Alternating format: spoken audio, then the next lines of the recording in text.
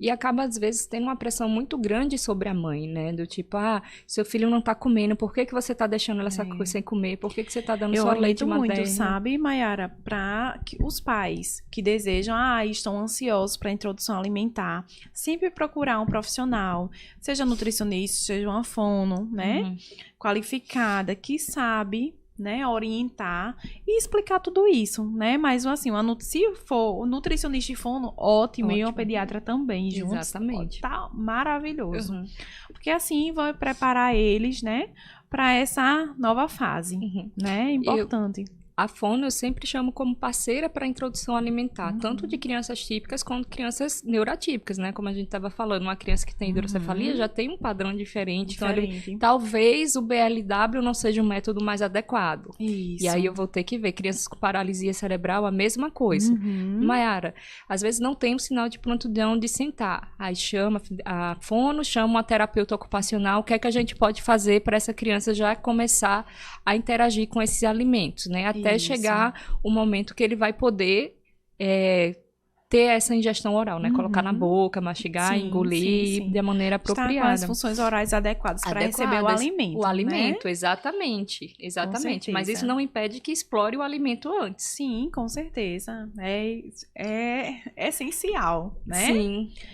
E, Mayara, outra coisa, com os 6 meses, né? Aí que começa também outras dúvidas dos pais, né? Outros problemas que podem surgir, né? A seletividade, os transtornos alimentares, né? Que muita gente tem muita dúvida em relação a isso.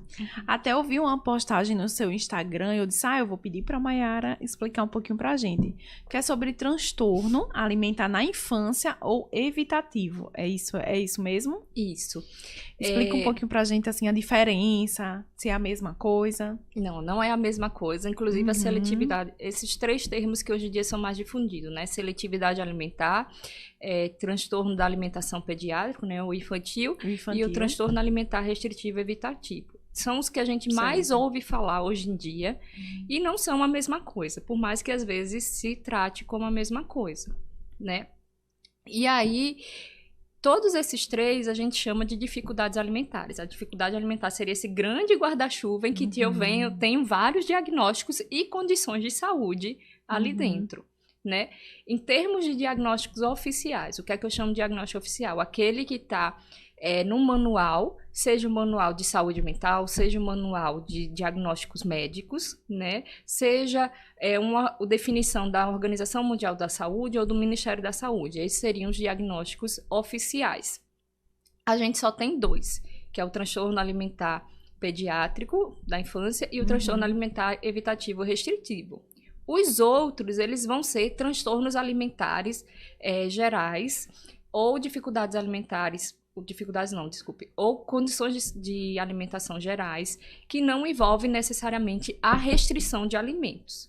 Então, o que é que esses 2 diagnósticos têm em comum? Eu vou ter padrões restritivos de alimentação. Vão ser crianças que comem menos de 30 alimentos.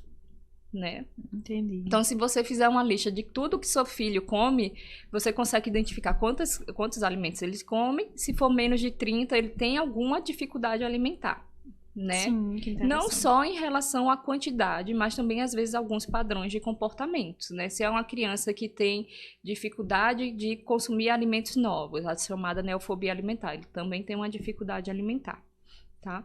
E aí esses 2 chamam mais atenção porque eles envolvem questões de saúde mais diretamente, do tipo perda de peso, dificuldade de crescimento, ele impacta. O transtorno alimentar da infância, ele é um diagnóstico médico, então a gente encontra ele no CID, né? E ele está correlacionado a uma dificuldade de ingestão de energia e de nutrientes que acontece há mais de 2 anos na vida dessa criança.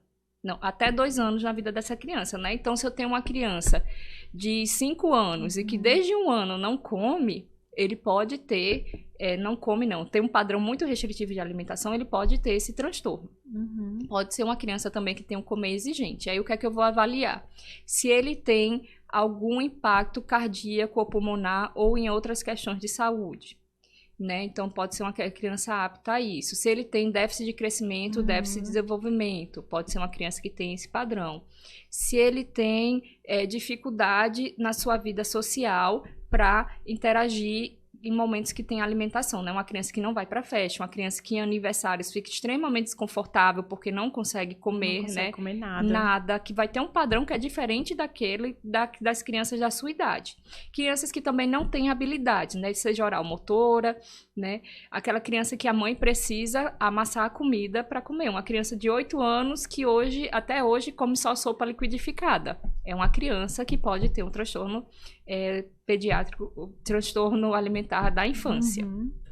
E aí, o que é que vai diferenciar do transtorno alimentar evitativo restritivo? O TARI, que a gente chama, ele é uma categoria da psiquiatria, um transtorno psiquiátrico. Então, se a criança tiver ansiedade, alguma outra questão da psiquiatria, pode estar dentro desse transtorno. Né? Desculpa.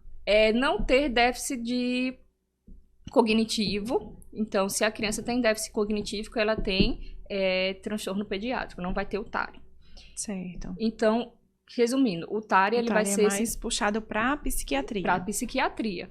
Quando a gente exclui anorexia e bulimia, ele é um TARI. E aí, o que a gente orienta, assim, se você é um profissional de saúde e não se sente apto para dar um diagnóstico de anorexia ou bulimia, você não vai dar esse diagnóstico de TARI, porque é da psiquiatria, né? Um diagnóstico de transtorno psiquiátrico. O demais, você pode dar o diagnóstico de transtorno alimentar da infância. Olá, você acabou de conferir mais um corte do canal da PhysioRunner Brasil.